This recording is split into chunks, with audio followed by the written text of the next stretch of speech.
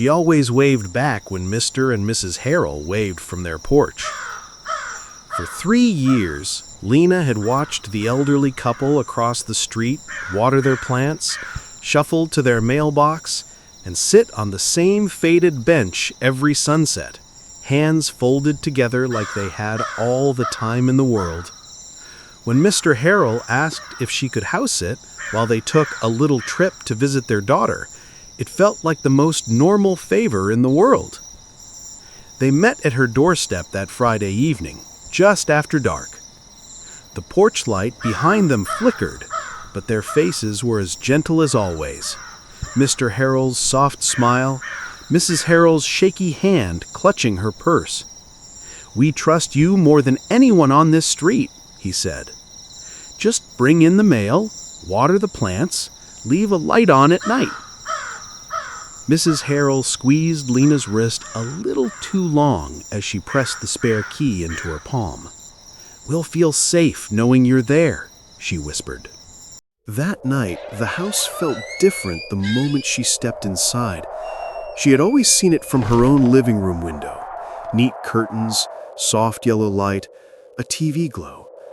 Up close, it smelled like old paper and something faintly metallic. Plastic covers crinkled under her hand as she placed her bag on the arm of the couch. She turned on a lamp in the living room, another in the hallway, like they'd asked. The framed photos along the wall stopped her.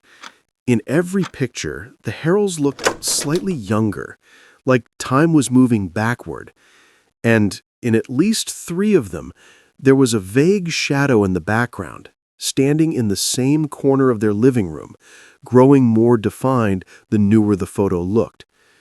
She told herself it was just a trick of the light, and kept walking. She did her checklist like a good neighbor. Mail from the front door basket, plants by the kitchen window, lights on. The house was quiet enough that she could hear the old fridge humming like a distant engine. Across the street, her own apartment window glowed soft and small. Around midnight, she settled on the couch with her phone. Rain started tapping the windows in weak, uneven rhythms. Every time the wind pushed harder, the front door let out a tiny creak, like it wanted to open. She checked her messages. No new notifications. For a second, the silence felt heavy, like someone holding their breath in the next room. At 2:43 a.m., Leena jerked awake. Her phone had slipped from her hand onto the floor. The TV was off. She didn't remember turning it off. The house was darker than she left it. Hallway lamp dimmed to a sickly orange. Somewhere, a floorboard groaned. She sat up slowly, listening. The creak came again, but it wasn't from this house. It was from outside. She walked to the front window and pulled the curtain back an inch. The rain made the world outside look smeared and distant. Her apartment, directly across the street, was black now. She was sure she'd left a light on before coming over.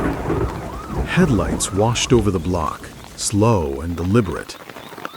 A police cruiser rolled to a stop in front of the Harrells' real house, not the one she was in, the one across from her own apartment, the one where she had always seen them sitting on the porch.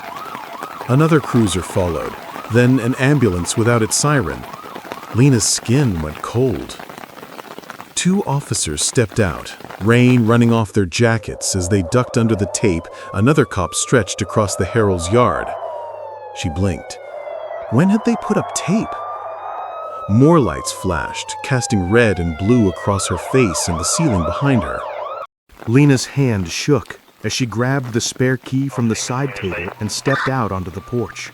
The rain soaked her socks immediately, but she barely felt it. She crossed the street fast, heart hammering, waving at the closest officer.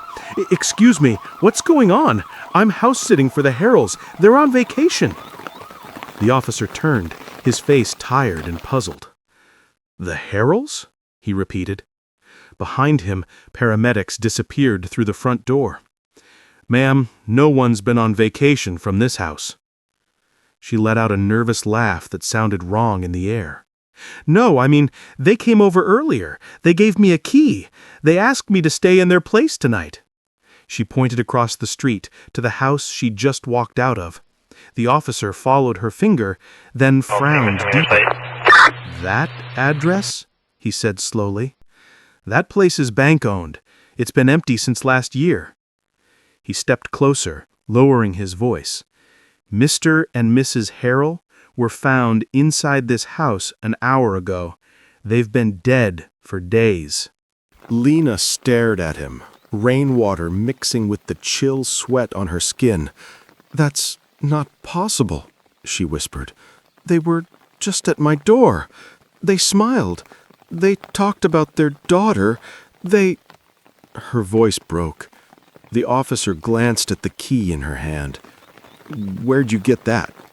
"From them," she said. "Tonight."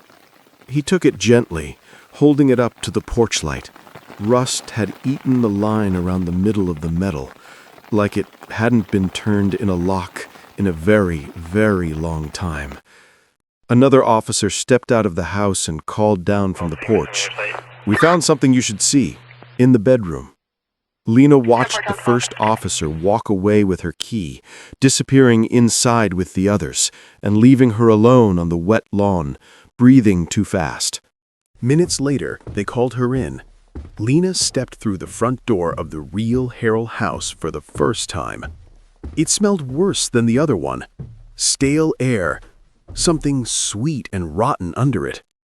Her shoes stuck slightly on the floor as she walked down the hall, following the murmur of voices. In the bedroom, the officers had cleared space around the dresser. There were photo frames lined up on top, some turned face down, some cracked. One of them, propped in the center, showed the Harrells on their porch. Behind them was Leena's house. And there in the window, barely visible but unmistakable, was her own face, staring back, like she'd been standing there for years. Next to the frame sat a small, dusty envelope with her name written on it in shaky handwriting. Leena's stomach flipped. She reached for it with numb fingers as an officer nodded for her to go ahead. Her name looked like it had been written months ago. Hands trembling, she opened the envelope and unfolded the single sheet inside. The letters were uneven, ink blotted in places. "Leena," it read, "we're so sorry we never came to meet you properly. We see you watching from your window. We hear you crying at night. When the time comes, we'll make sure you're never alone in that house." Her vision swam. She backed away, the paper crumpling in her fist. "That doesn't make sense," she said hoarsely. "They gave me a key tonight. I was in their house. I was—" The officer nearest the bedroom door cleared his throat. "There's one more thing," he said. He pointed to the bedside table. On it lay another set of keys tagged with a little piece of tape. Written on the tape, in the same shaky handwriting, was her address. The address of the house she'd just been sitting in alone. Underneath the keys was a small handwritten note. "For when she comes over." The officer gently took the second set of keys and bagged them. "Whoever you were with tonight," he said quietly, "it wasn't them. They've been dead at least a week." Leena's knees nearly buckled. She looked out the bedroom window, across the street. Through the rain-smeared glass of her own house, a faint light flicked on in a living room.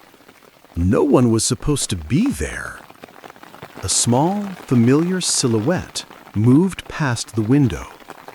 Two shapes followed behind it. An old man and an old woman, walking slowly, side by side, as if they owned the place. The porch light at her house flickered twice, like a wave. Leena realized the Harrells had never asked her to keep their home safe. They had invited her to keep hers open.